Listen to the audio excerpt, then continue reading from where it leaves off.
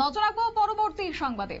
নতুন রণকৌশল নিয়ে এবার মাঠে নেমেছেন প্রদ্যুৎ কিশোর। অবশ্য দলকে চাঙ্গা করতেই এবার তার মাঠে নামা, এবং অন্যদিকে শুরু হয়েছে তিপ্রামথা দলের এই জেলা ভিত্তিক জনসভা। জাতিগত ঐক্য ধরে রাখতেই থাংসার ডাক দিয়েছেন এবার প্রদ্যুৎ। যাব বিস্তারিত, আমাদের সঙ্গে যুক্ত হয়ে গেছে প্রতিনিধি সম্রাট চৌধুরী। সম্রাট, কি জানতে পারছো? কি অবস্থানে রয়েছে সে নিয়ে কিন্তু রাজ্যবাসীর মধ্যে ইতিমধ্যে সংশয় দেখা দিয়েছে। যেখানে তিপ্রামথা দল আধিকারিকভাবে সরকারের অংশ, সরকারের জোটে রয়েছে, অন্যদিকে তিপ্রামথা দলের যে বিভিন্ন রকম বক্তব্য, বিশেষ করে দলের প্রতিষ্ঠাতা প্রধান প্রদ্যুৎ কিশোরের যে বিভিন্ন সময় দাবি এবং তার যে বক্তব্যগুলি থাকে, সেগুলি শুনে অনেক সময় অনেকেরই হয়তো বিভ্রান্তি হবে যে উনি হয়তো বিরোধী দল থেকে কথা বলতেন।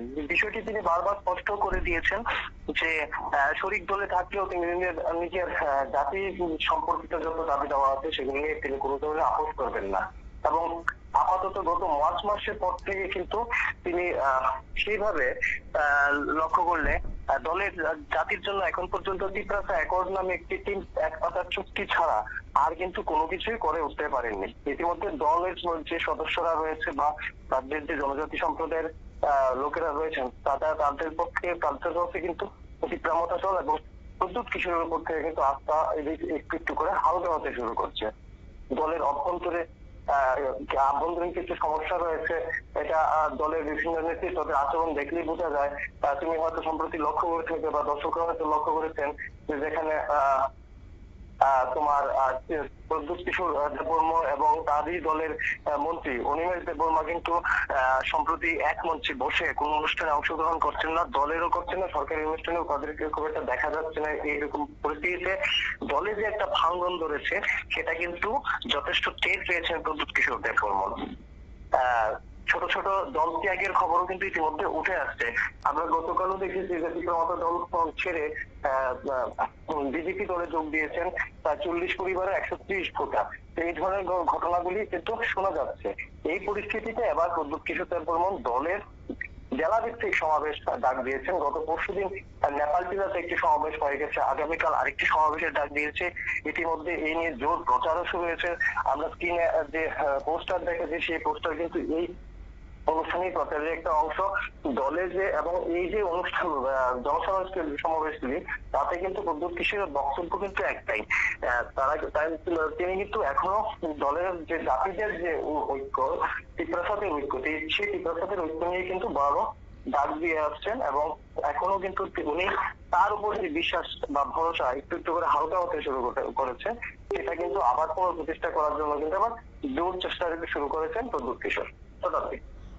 একেবারে সম্রাট, তাই সেই জায়গা থেকে সামনে যেহেতু রয়েছে এডিসি নির্বাচন, কিন্তু তারই আগে এই যে গতকালকে আমরা দেখলাম এক প্রকার অধিকাংশ ক্ষেত্রে তিপ্রামথা দল ছেড়ে এবার বিজেপি দলে যোগদান করছে, তাই সেটা কি তিনি নিজে একটা মেনে নিতে পারছেন এবং পাশাপাশি তিনি নিজেই বুঝতে পারছেন যে পাহাড় দখল করে রাখা একটা চ্যালেঞ্জের ব্যাপার হয়ে দাঁড়াচ্ছে এই মুহূর্তে, এবং তাই কোথা থেকে কোথাও হয়ে সেখানে তার সমর্থন উঠে যাচ্ছে, যার কারণে এবার দলকে চাঙ্গা করার নতুন প্রয়াস তিনি হাতে নিয়েছেন?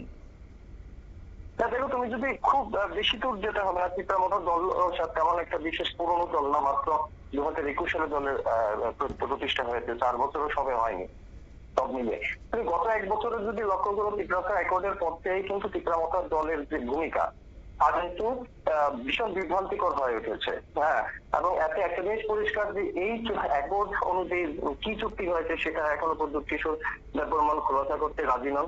দফায় দফায় তিনি বৈঠক করছেন এবং বৈঠক থেকে বেরিয়ে কিন্তু কোনো সুষ্ঠু প্রতিশ্রুতি কিন্তু তিনি একবারও এখন পর্যন্ত দিতে পারেননি। এই জায়গা তিপ্রাসাদের তিনি যে স্বপ্ন দেখিয়েছিলেন যে উনি তিপ্রাসাদের জন্য অনেক কিছু একটা করে উঠতে পারবে, সেটা কিন্তু আপাতত সেই পরিস্থিতি কিন্তু শোনা যাচ্ছে না। পাহাড়ের জলের সমস্যা রয়েছে, এডিসি তিপ্রামথার দখলে থাকলেও কিন্তু এডিসির যে তিপ্রামথার নেতৃত্বরা তারা কিন্তু পাহাড়ের যে মূল সমস্যা সেটা এমন ভাবে কিন্তু মিটিয়ে উঠতে পারছেন না। এর একটি অন্যতম কারণ হচ্ছে ভিলেজ কমিটিগুলির কিন্তু কোনো নির্বাচন হয়নি। সেখানে কোনো তৃণমূল স্তরের জনপ্রতিনিধি তিপ্রামথা বা কোনো জনপ্রতিনিধি আপাতত নেই।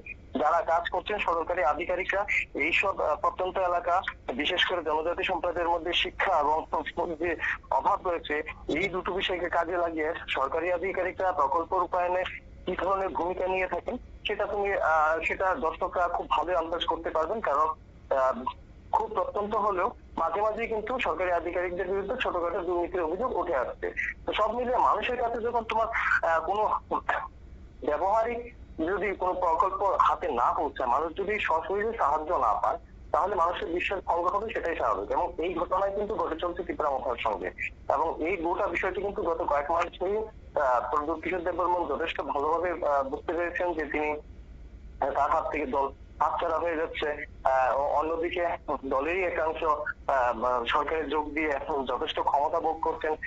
এডিসিতে যারা রয়েছেন তারাও কিন্তু, জনপ্রতিনিধিরা কিন্তু জনগণের সঙ্গে খুব একটা সংযোগ রাখেন না বলে কিন্তু সাধারণের অভিযোগ। এই অভিযোগ কিন্তু গ্রাম স্তর থেকে উঠে আসছে। এটা আগরতলা রাজধানী থেকে কিন্তু কেউ এই অভিযোগ করছেন না।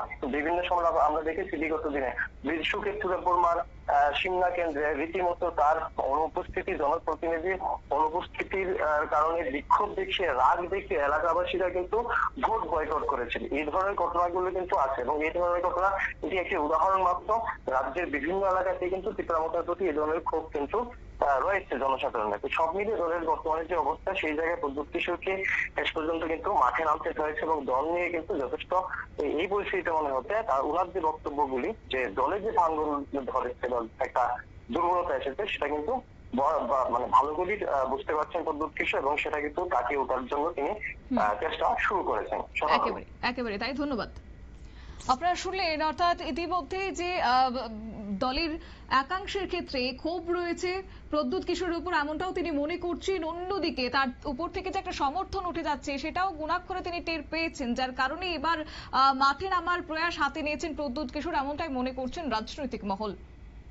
নিয়ে নিচ্ছে ছোট্ট একটি বিজ্ঞাপন বিরতির সঙ্গে থাকুন।